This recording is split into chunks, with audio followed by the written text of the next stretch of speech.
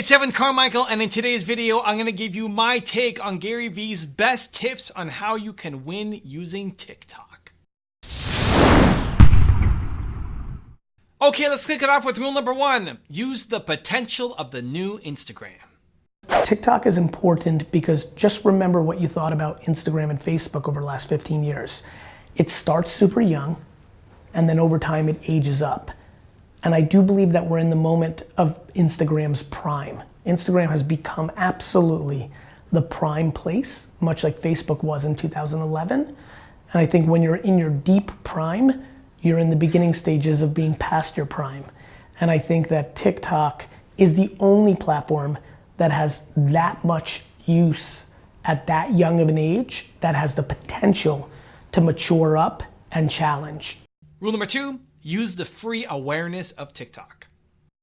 And just to add my 2 cents, just like I also recognize a lot of people in this room might have a side hustle and are trying to get something started, or have a friend who does, or has some other things that she or he wants to talk about in the world that other platforms can't. I think the thing that TikTok has, and I mentioned it earlier today, LinkedIn ironically is going through the same thing. There's always this time when these platforms are so big that there is so big with attention that there's not enough content to fill it, to ultimately not create a scenario where you can get an incredible amount of awareness and reach when you have no audience. I think the thing that's been most interesting to me over the last 2 months, and I don't think I've seen this in a long, long time, where the nature of TikTok's algorithm and just how much consumption is happening there, and I've been talking about it quite a bit over the last 100 days, I've been bombarded with emails and DMs from people who've desperately been trying to create on YouTube and Instagram for the last 3 years, 8 hours a day, and within 6 days, 19 days, have built such bigger audiences and engagement, not just numbers of followers on TikTok. And that's reminiscent to the people I saw on Twitter in that first 2006 to 2008 world. You were able to get so many more followers because the nature was everybody followed everybody because it was such a small community, and you were able to get a lot of awareness. And before we do anything else, I think we all chase awareness. The industry has been overpricing potential reach with GRPs and impressions and programmatic. And here's a platform, though I still believe skews to a certain demo that may not match everybody, potentially has its way to match everybody, but has, in essence, free awareness that is very difficult to achieve in other places. And I think that in itself is important. Also, if you want to have more confidence, check out my 254 series. They're free. The links to join are in the description below. In a success world, please understand that success is happiness, not net dollars in. The reason people aren't patient is they value other people's opinions too much. My ability to only be comfortable in massive chaos has been my biggest asset as an entrepreneur. Like, I would never take a note. Like, that scares the out of me what these 3 people are doing right now. Rule number 3, follow the customer's attention. Everybody's listening or watching, go do your history lesson of what happened when the radio came out to the newspaper industry, or when the television came out to the radio industry, or when cable came to the 13 channels, or when the internet came to cable, or when the OTT, I mean, this is just forever. This will be forever. People used to do smoke signals on mountains. That's how we talked. People used to draw in caves. That was real. That is how we sold. Things change, and we need to change with them. Pictures and video and words and audio, that will never change. That's how we communicate. Where we communicate it and in what distribution form is constantly changing. Some things get 50 years, some things get 3 minutes. The internet's gonna get a long time. MySpace didn't have the longest time. Vine didn't have the longest time. TikTok may or may not. It may be Facebook and YouTube. It may not. But at the moment, if you wanna sell something to a 15-year-old in America, TikTok is the place you need to put your energy. Rule number 4, market on the popular platforms. I always get excited about when a platform starts hitting tens, if not hundreds of millions of users. There's actual attention on it. And I'm never scared if it's young or if it's something else. What's ironic is the other thing I'm most excited about right now is LinkedIn. I don't care that it used to be a recruiting job board or platform or SaaS product. It now is a content hub. I get excited when something can become the next YouTube or Facebook. Whether TikTok goes on and becomes the next Instagram or not is irrelevant to me. The ability to market right now to Gen Z at scale is real. Now, if you're selling concrete to 80-year-olds, TikTok doesn't have to be for you. The reason somebody who's selling to 55-year-old women as a CPG needs to look at it is, one, those Gen Z kids may influence the purchase behavior of that 55-year-old, and two, if it becomes a big platform, it's a place that you'd like to know strategy and creative about to take advantage. Whether it becomes Vine or Social Code, or it becomes Facebook or Instagram, I don't know. But it's hit the scale and the consciousness that it now deserves attention and making for it to learn the strategies and nuances of the platform that will allow you to become a strong marketer and storyteller when it hits your demographic, if it hasn't already. And rule number 5, the last one before a very special bonus clip, is take risks. Being the first brand to go heavy into TikTok that is targeting that demo, because I still don't fully know where the demo is, but let's just say skews younger for now, is no different than Procter & Gamble being the biggest spender on television in the 50s and 60s, because that was the arbitrage. Or Wish, the shopping app, you probably knew this. Yep. I mean, this is what Facebook executives joke about all the time.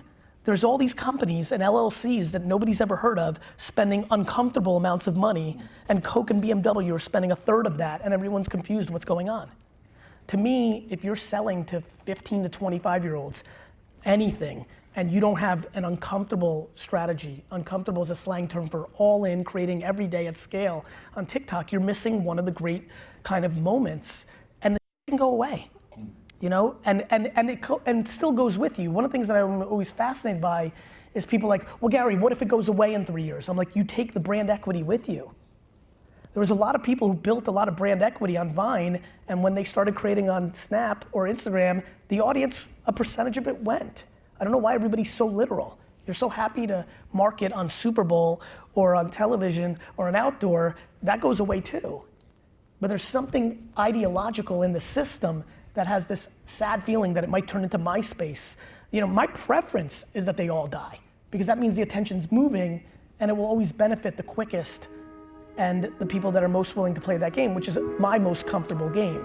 I love having debates with people about the past. The past is always people's vulnerability to the current and definitely to the future. Now I have a special bonus clip from Gary on how to seize the moment with TikTok that I think you're going to enjoy. But before that, it's time for the 3-point landing questions. Let's go from just watching a video to taking action. Here we go.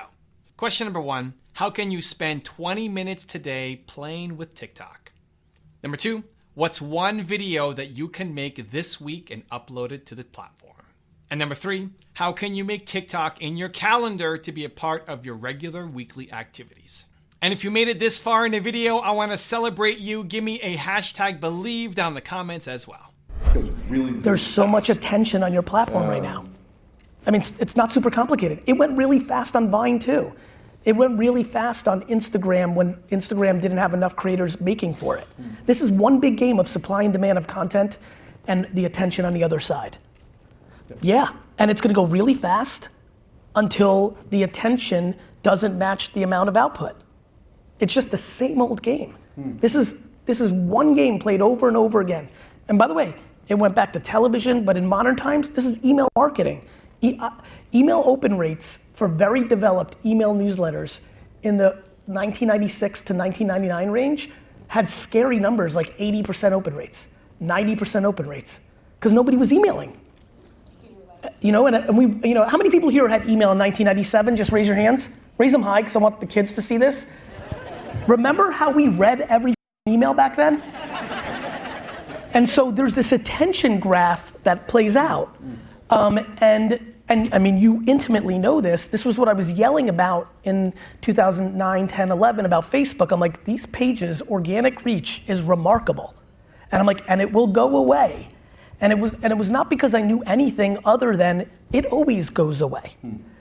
TikTok, inevitably, unless it's able to suck out all the collective attention of the world at all times, eventually there's a crescendo, there's a tipping point where there's more content being produced, plus you'll eventually, I think, maybe not, create a product where people can start showing up in the feed or other places. It's a land grab. It's like buying up beachfront property in Malibu. Somebody did that, and eventually it got more expensive.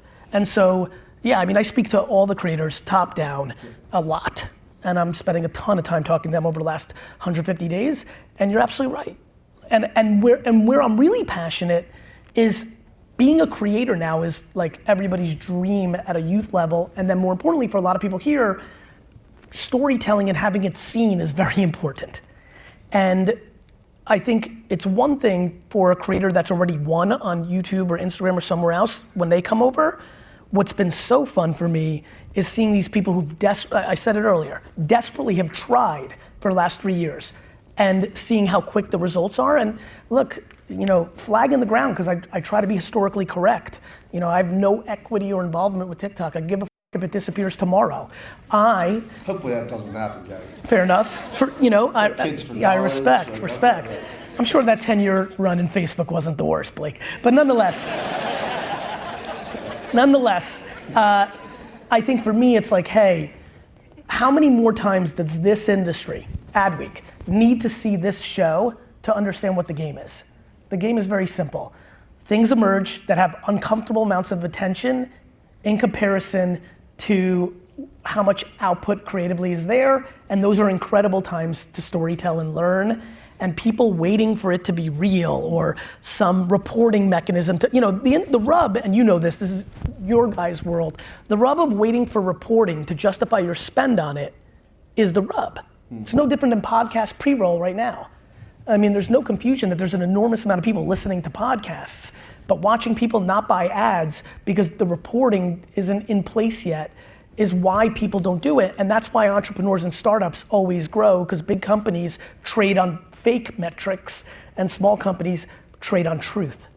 Evan, thank you so much for having a couple seconds and being able to tell the Believe Nation a little bit about Empathy Wines. It means a lot to me that you would take this valuable real estate and time on your channel to give me some love. It means a lot. It's just good karma points, and so you're awesome. Thank you. Believe Nation, if you're into wine at all, go to empathywines.com. My whole career's work was poured into producing a wine that rivaled $40 to $60 wine for 20 bucks a bottle. I'm just super excited about this subscription-based wine business. You can order 3, 6, or 12 bottles in subscription form, rosé, white, red.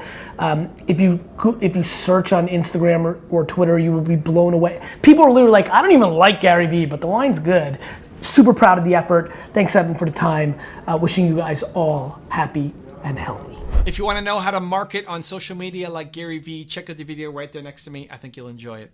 Continue to believe, and I'll see you there.